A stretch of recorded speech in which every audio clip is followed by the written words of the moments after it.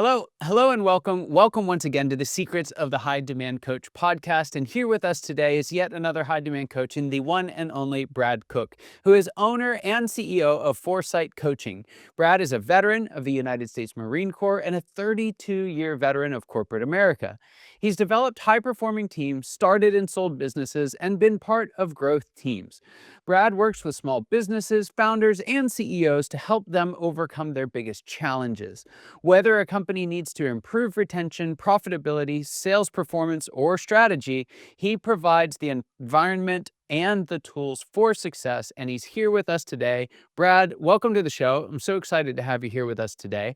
Out of the gate here, I want to kind of set this stage. So, I've seen a lot of founders who start their company, get kind of everything they wanted, right? They get the revenue, they get the growth, and then they find themselves working 80 hours a week or more, missing all the rest of life. And there's this feeling of like resentment or just being trapped for a lot of founders. So if we've got someone listening today, they're just in that place. I know I've been there. I'm assuming you have too, of being overwhelmed Absolutely. by it all.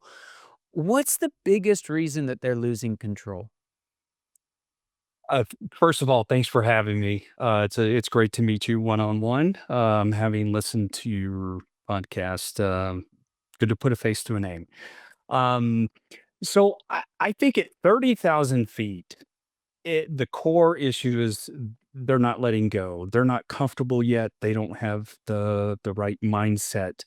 And some of the common reasons that I've personally experienced myself and coached through is at this stage, they still feel like they have more time resource than money resource. Yes. They might also feel like, hey, it's something that the founder should do. I'm the founder, by golly, I have to do this.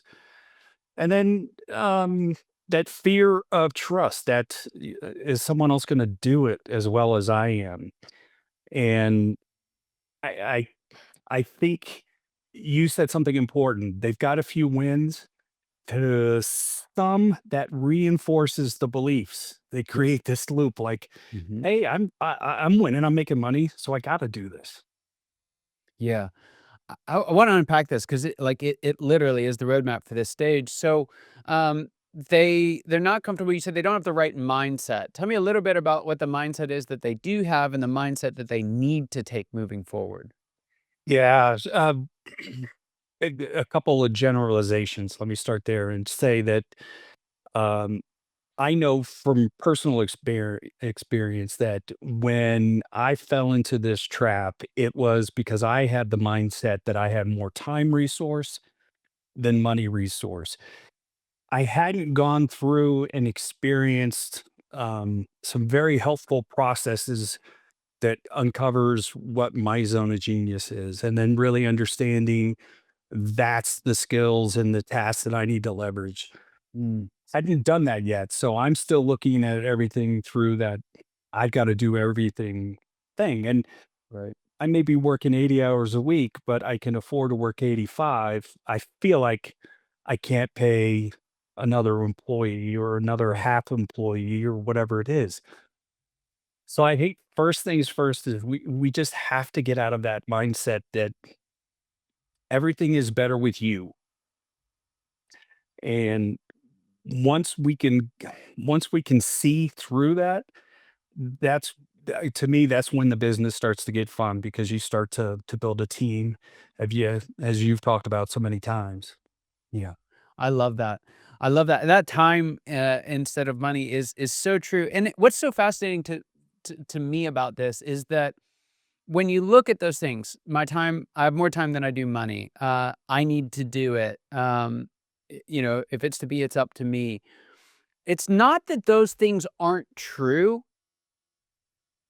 leading up to this, right? So they're mindsets that are there because to some extent they're necessary to get through the very earliest part of the process. So these aren't bad things, and you nailed this as well, saying, hey, it's those wins when you behave like that, when you behave like it's to be, it's up to me, and you close the deal and you deliver it on time, it kind of locks you in as like this is it, right? I would go so far as to say there are synapses that are built in your brain that drive that behavior.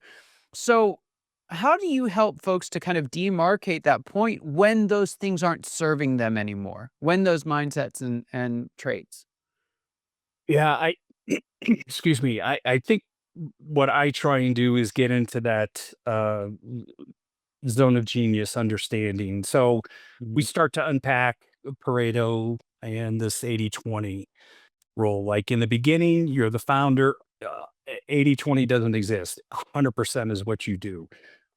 But as you get closer and you start to get extended and you have some wins and you can see that your concept is validated, like you have a marketable business, um, going through that and figuring out what that 20% of what you do that drives 80% of the results Mm, is sort of a life-changing um, process to go through. And on the other side of that, I would expect the founder to be able to um, leverage that 20%. So what does that look like? Acknowledge for the first time, probably in their journey, that I need help with the 80%. right. And I've got, and maybe at this stage they do have a team built out, and maybe the team is really close, and then he's keeping or she's keeping them very close. But we know, and it because we're from the outside as coaches and consultants, we can see the forest through the trees. They can't. Right. So Right. they still think everything has to flow through them. And we can see the next big thing for them is what happens when you start to build up your A players and the team around you. And that doesn't happen, at least in my experience, until we can recognize and categorize what it is they do that leverages the most results. Right. That's so true. So one of the things I noticed as I was getting ready for the episode and doing some research on your work was there was a pretty heavy emphasis on marketing, and even in your answer here, you said once you have a marketable business is as one of like the many things that contribute to the timing of all of this. Right. What role does getting hold of your marketing play in taking back control of your business? From the founder's point of view? Hmm. Well, um, God, this is a multifaceted question. So bear with me because I think there's a couple of key things that I'd want Hmm. folks to take away from. So early on, marketing tends to be I'm just going to do everything. I'm going to do ads. I'm going to do social. I'm going to do lives. I'm going to do this. And then here's my strategy for abandoned cart. Here's my strategy for this or that. And if we think about a game, Scott, if you had a checkers board and I had a checkers board and we lined our pieces up on the baseline, and the goal was the first person to get a checker all the way across to the other side wins. My strategy, and we alternate. So my strategy is I move one piece, you move a piece, I move a different piece, and we just go back and forth like this. I'm moving all those pieces a little at a time, but you're smart. You already understand the game. You're taking that one piece and you're moving that consistently until you get to the finish line, and you'll beat me every single time. Yep. The same is true in marketing. Um, there's time to spend resources and energy on building this ecosystem of marketing. The customer journey, understanding how can you I mean, ultimately, you wanna get to a place where you've got more eyeballs. Those people are committing more frequently, so they're not abandoning. Um, that they're adding more things to the cart, so each transaction is a little more, and they come back more often. And lastly, they tell everybody they know about you, right?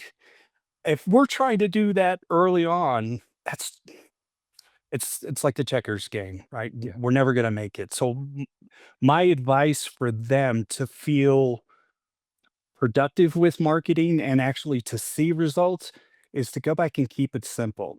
Mm, You know, what what is one thing that you know about your audience? You know where they hang out. You know what their pains or frustrations or aspirations are. Focus on that. I love that. I love that, and it's part of a bigger pattern that's playing out in a number of different spaces. It goes right back to your 80/20 principle, right?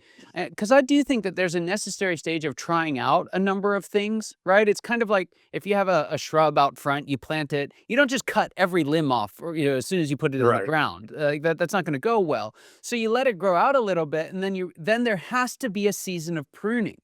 Right, and I think that's a more painful season than we recognize for founders. If you don't realize the benefit of it, if all you do is think you're saying no to things, if all you do you think you're saying is cutting away, it can be Right. very painful. But the value of that, I think I'm hearing from you, is the ability to focus your limited time and resources in one place where you can really succeed. Is that right?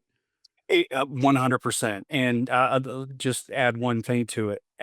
There's an overlaying principle that, um, as founders, as entrepreneurs, as creatives, we tend to lose sight of. And that is, what is the goal? What is the goal? And have that be the filter that we view everything through. So, this at an earlier stage in the business, the goal is one thing. Later in the journey of the business, the goal is something different. It Mm. might be scale, it might be profitability, it might be whatever, expansion. Um, so ask yourself, are all of these efforts, and this goes back to the founder in the 80/20, um, are they supporting what the goal is? Yeah. Or are you just doing a lot of things because that's kind of what got you there? Right. Does it support the goal? Yeah. And that sounds very elementary, but it isn't, right? Like, because here's No. what I've seen happens at this stage, and add to this, because I think you've got a lot of experience in this space, but um one of the big pivotal shifts from a mindset issue is you're moving from your business surviving to it thriving, right? And what that means is success is not just being here tomorrow, which is Mhm. kind of as much as you can expect at some points early on. But if your hope when things are going well is to just be here tomorrow, there's no direction in that. There's no purpose in that. There's no kind of like higher meaning, and when being here tomorrow is covered, it's kind of like, why am I still here? You can only play that game so many times before it starts to get very old. So, Oh, how do you help folks at this stage to redefine success through that lens of thriving? yeah. So it's a blend of going back to day one. I mean, what drove you to start this business? It wasn't surviving. It wasn't, maybe ultimately it was to have more control over your time or more control over your income. But oftentimes the founder is driven by something, right? They've got a deeper call to do something. And if they go back to that and keep that in the forefront, all of all of the other things that take place uh, tend to go out of focus. Like, you don't necessarily need. Um, well, I'll use your analogy, and I'm sorry to change thoughts, but the pruning, I love that. I mean, the season for pruning sounds simple, but it is probably the most painful thing I can recall at different stages. There were very distinct stages in my life where pruning had to take place and saying no to things had to take place. That was hard. And I ultimately think that um, I want to support the founder and their creative why they started the Mm. business. And as long as we keep that in the forefront, and there's another piece to this, which you'll probably ask, is going to help us, do the right things or be okay with where we are. Now, I'm rambling, so bear with me for a second. I apologize to the listeners. Um, Early on, once you decide this is what I want to do, it's how do I do it and stay open tomorrow, right? That just survive. Once you got that covered, how do you stay focused on doing the things you need to do to get to the next stage? Well, the question I'd ask before that is when you started the business, have you thought about it as a journey? Mm, Have you thought about it as you're going to go through iterations? And that's one of the reasons I love to meet early stage thinkers about what they want to do, because I think educating them about all of these, I say six, I think you talk about seven. I think the difference is you have fun as a stage. I don't. um, but the life cycle of the business is going to go through here. And here are the key things that you have to stay focused on mm. through each of them. Um, It's I don't know. Did that answer? I felt like I just rambled. No, it does. It really does, and it captures some of the tension that's there, and that it's not formulaic, right? There's a lot of folks who will approach that and say, "Well, here's the formula. Here are the meetings that you need to have, or the goals, like the goal program that you need to have." And it's deeper than that for founders, and I think you're touching on that in the heart of it, and I think that's really cool.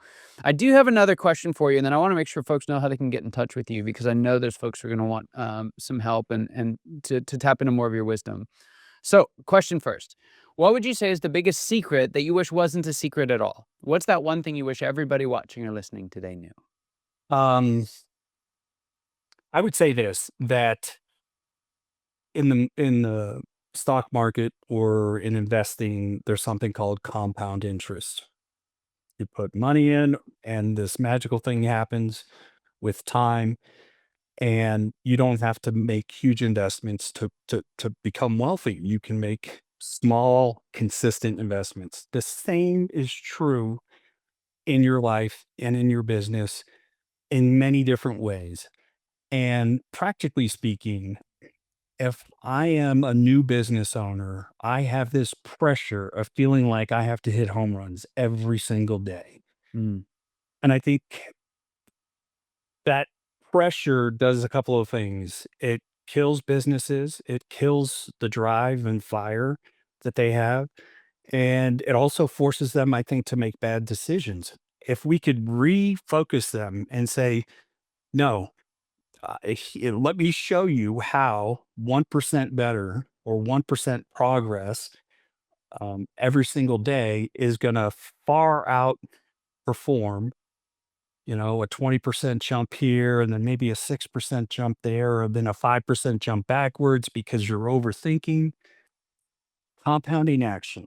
If you want to make change in your life, if you want to make progress in your business, break it down. What are the smallest things that you can control that move you towards your goal?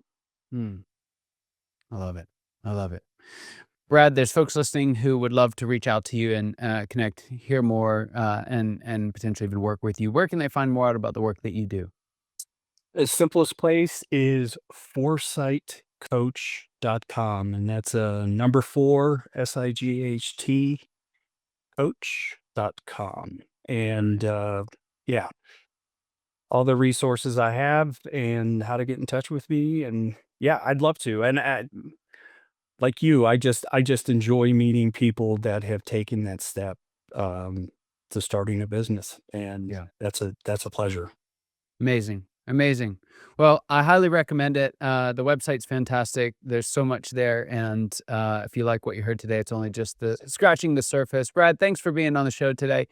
Just a privilege and honor having you here. And for those of you watching and listening, your time and attention mean the world to us. I hope you got as much out of this conversation as I know I did. And I cannot wait to see you next time. Take care.